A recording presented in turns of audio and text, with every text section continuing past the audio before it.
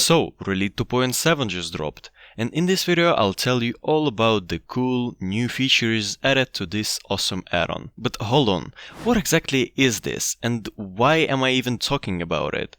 Well, RELIT is the name of the add-on that I make, so consider this video somewhat of a sales pitch. And so the purpose of this add-on is quite straightforward. It helps you to create better lighting for your Blender project and just save your time. In this video I will not only tell you about the things that I already added, but also the things that will come in the future. So think of it as a roadmap of RELIT. So let's compare the 2.5 and 2.7 version, and I'll show you what it can do on the fly. Starting from the top, there is the Generate button, the main button of this add-on, the button that you will use the most.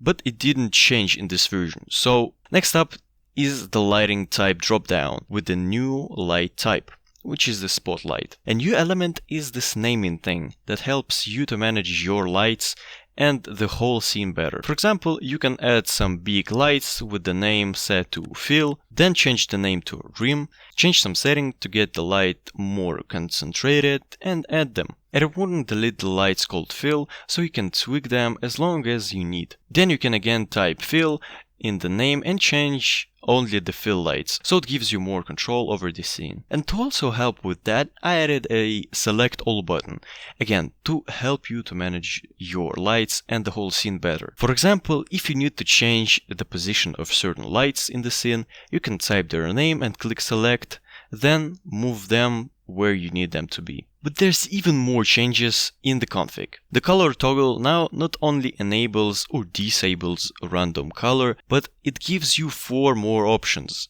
Mono, which adds lights with a monochromatic color scheme, which, if you didn't know, is a color scheme with one main color that goes progressively less saturated. And of course you can pick the main color you need in here, but I recommend using more saturated color to make the effect more apparent. And just because monochromatic color scheme looks like this, I thought it would be a good idea to add a second mono option that will not go less saturated but less bright, just to have more options, and because maybe you need just the color without adding white in the scene. The second color scheme under the name Comp is complementary, of course, and it does work very similar to mono, but it does so with 2 colors, and so it gives you 2 color pickers to set. And as you can guess, it makes colors with that color scheme. And there's a version that doesn't go less saturated, but goes less bright.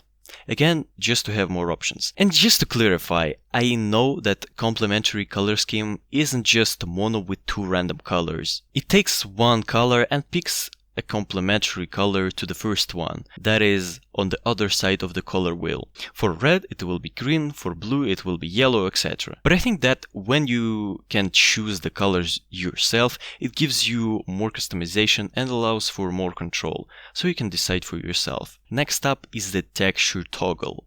It appears only for point lights and works only in cycles. And this gives you a list of 32 IES textures. But what are IES textures, you ask? Well, they are just textures for your lights that describe how light from a lamp is distributed in a room. So it just makes your lights look real. And when you toggle the texture on the point light, they will always point to the object as the area lights do by default.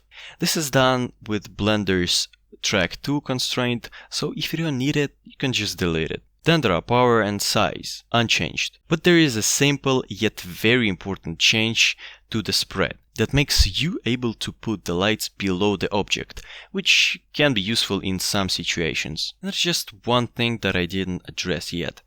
That's that small button right there. And this is just a button that sets world color to black. And I know that probably it is set to black by default for everyone, but if it isn't, it's there to save the day. So apart from the small quality of life improvements, that's all for the features in a new version. But how to actually use it? It's really simple. You just select the main object in your scene, set the lights that you need and press generate. Then you can adjust and change the settings and hit generate again if needed. But finally, let me tell you about the things that I will add to the add-on in the near future. The first thing that I want to add is just simple tweaks and fixes to the current version. I think I'll add this as soon as I can to just polish all the things that I already integrated to avoid any errors, bugs and all that stuff. Maybe I'll call it RELIT 2.7.1. Yes, the IES texture feature is great, but I think I can get it 10 times better if I figure out how to make this list into a library. Because now you can just select one and see how it looks, then pick another and another and another till you know which one you like. Or you can go into the file of the add-on and look there to match the names, but it's just too complicated for a process as simple as adding a texture. So it becoming a library will not only simplify the use, but will help the users to, for example, add their own textures. And that's great. And one simple but important change is the rework of the color scheme system. Instead of random, mono and comp, make like random single that will add lights with one random color instead of all of them having different ones.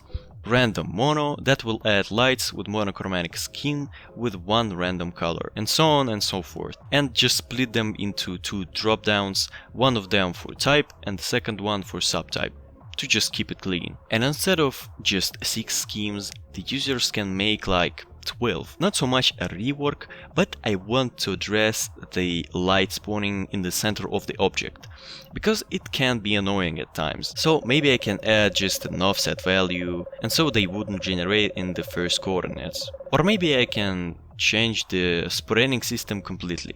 So I kinda dialed back the oh my god random color element of the add-on by adding the color schemes and the color management tools.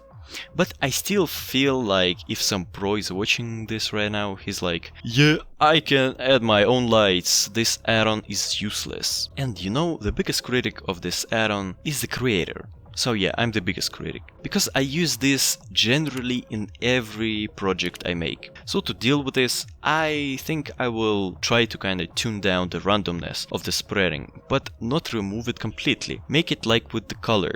Build on top of it. So the one thing I thought over and over again is adding like a different type of placement, or like you can call it a preset. The most popular lighting configuration is the 3-point light setup, when you have the fill, rim and key lights. They're pretty simple to make. The key light is the main light placed at the 45-degree angle to the subject, setting the overall tone. The fill light position at the opposite side is softer and balances the shadows created by the key light. The rim light placed behind the subject creates a subtle outline to separate them from the background. So I think I can code it in. So if you need that 3-point set, you can just select and edit. Of course, it will have the type, scale, spread and color scheme settings available to it. And I think it will tailor the add-on to fit the professional environment better, where the random aspect isn't so useful and just will add more capabilities in general. So yeah, that was a great and meaningful update. The whole process was very satisfying, even with all the errors I had along the way. I enjoyed it. And the new version is the best version so far. So if you watched till this moment, then you can check it out with the first link down in the description. Don't forget to like, subscribe, leave your best opinion in the comment section, and bye bye.